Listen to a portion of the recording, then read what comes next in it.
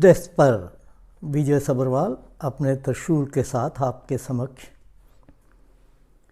5 विधानसभा elections जो पीछे हुई उनके आज रिज़ल्ट्स हमारे सामने हैं, जिनमें से 4 के रिज़ल्ट आज निकल आए हैं और मिज़ोरम के जो रिज़ल्ट्स हैं वो कल निकलेंगे।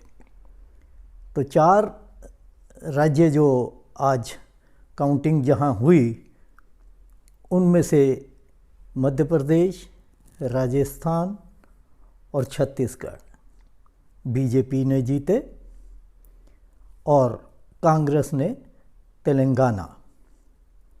तेलंगाना एक ऐसी स्टेट है जो साउथ के साथ बाकी जो स्टेट्स हैं उनको लिंक करती थी। तो इस वजह से कांग्रेस के लिए थोड़ा सा ये रिलीफ है कि उन्होंने एक वहाँ जो रीजनल लीडर था,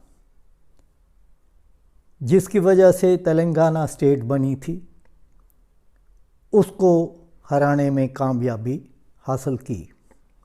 लेकिन ओवरऑल अगर हम देखें तो ये एक बार फिर साबित हो गया कि आदरणीय प्रधानमंत्री नरेंद्र मोदी जी का कम से कम हिंदी हार्टलैंड जिसको हम मध्य प्रदेश, यूपी, राजस्थान और ये थोड़ा इलाका हरियाणा का या आप समझिए हिमाचल वगैरह, ये हार्टलैंड हिंदी गिना जाता है।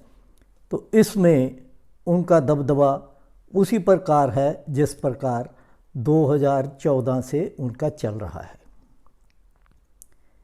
ये इलेक्शन मैंने पीछे भी आपसे अपने एपिसोड में बताया था कि मोदी जी ने इस प्रकार लड़ी जैसे कोई हर स्टेट में कोई रीजनल लीडर लड़ता है। हर स्टेट में वो गए, अगर राजस्थान है तो राजस्थान की बात की, मध्य प्रदेश है तो मध्य प्रदेश की बात की। तो उसी प्रकार इतनी ज़बरदस्त कैंपेनिंग उन्होंने की कि जो कांग्रेस ये समझी बैठी थी कि मध्य प्रदेश तो उनकी पॉकेट में है, साफ हो गया और बड़ी ज़बरदस्त मेजॉरिटी के साथ बीजेपी वहाँ आई है। और ये कोई छोटी जीत नहीं है, क्योंकि एक मुख्यमंत्री शिवराज चौहान जो कि 4 दफ़ा बल्कि 5 दफ़ा मैं कहूँ वो चीफ मिनिस्टर रह चुके हैं, वो एक बार फिर चीफ मिनिस्टर होने जा रहे हैं। ये तो अब बीजेपी का है मसला, वो तय करेंगे कि उन्होंने उनके बारे में क्या सोच रखा है, कोई नया फेस लाना है या उन्हीं को रखना है।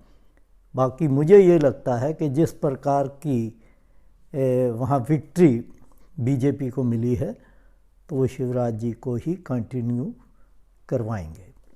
राजस्थान, वहाँ भी उम्मीद यही की जा रही थी कि नेक टू नेक फाइट होगी, लेकिन वहाँ भी बीजेपी काफ़ी आगे बढ़ गई।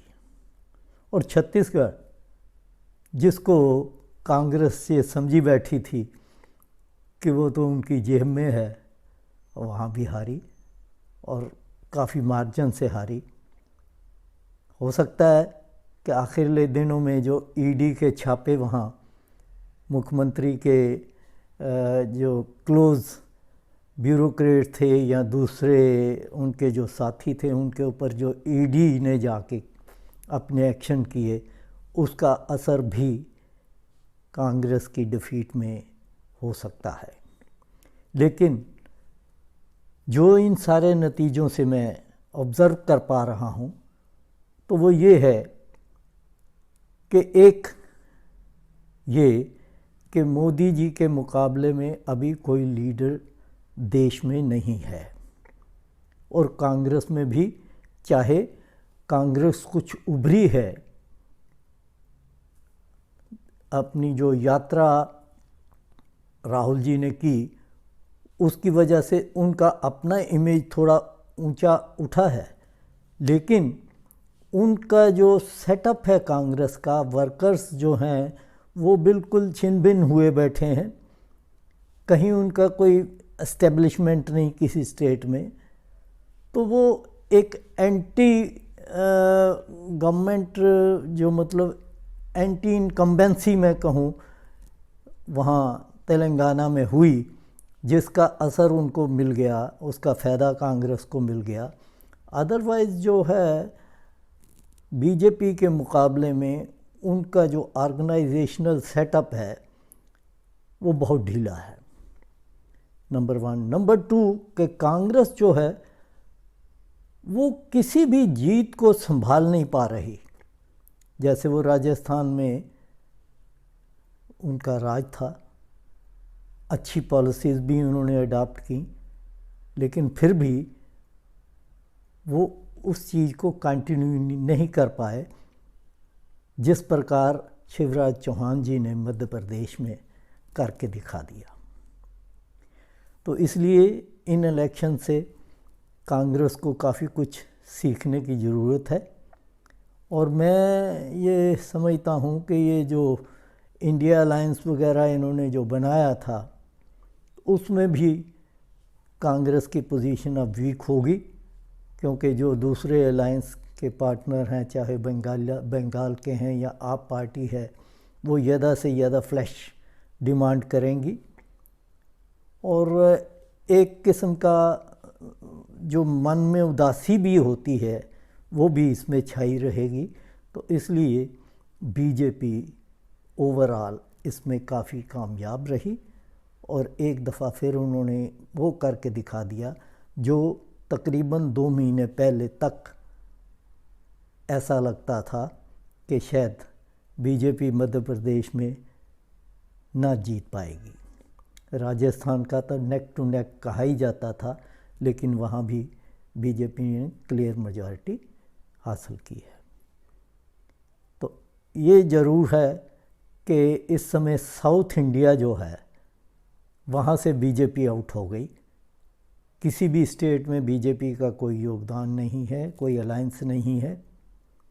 तो एक तरह से अगर मैं ये कहूँ कि नॉर्दर्न इंडिया और साउथ इंडिया बंट गया है, तो ये गलत नहीं है।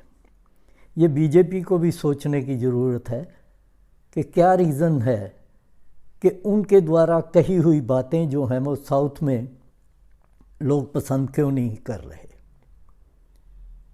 यहाँ ये मैं एक बात कहना चाहूँगा कि साउथ के लोग ज़्यादा पढ़े लिखे हैं, वो हर चीज़ को बड़े ध्यान से सुनते भी हैं और उसके ऊपर एनालिसिस भी करते हैं, जबकि उसके विपरीत यूपी में या हमारे बाकी हिंदी हार्टलैंड में एक जो हमारी कम्युनलिज़म या रीजनलिज़म का इफ़ेक्ट है वो ज़्यादा हो रहा है as compare to South India.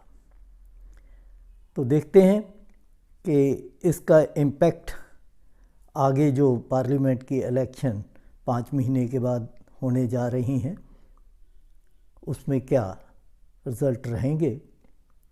क्योंकि चाहे साउथ में इस समय बीजेपी कहीं किसी स्टेट में नहीं है, लेकिन फिर भी साउथ में पार्लियामेंट की सीटें as compare to northern India बहुत कम है। अगर वहाँ कांग्रेस को कुछ फ़ायदा होता भी होगा तो नॉर्दर्न इंडिया में जो है इस समय उनकी हालात बहुत नाजुक हो चुकी है। आज इतना ही। आप सबका धन्यवाद।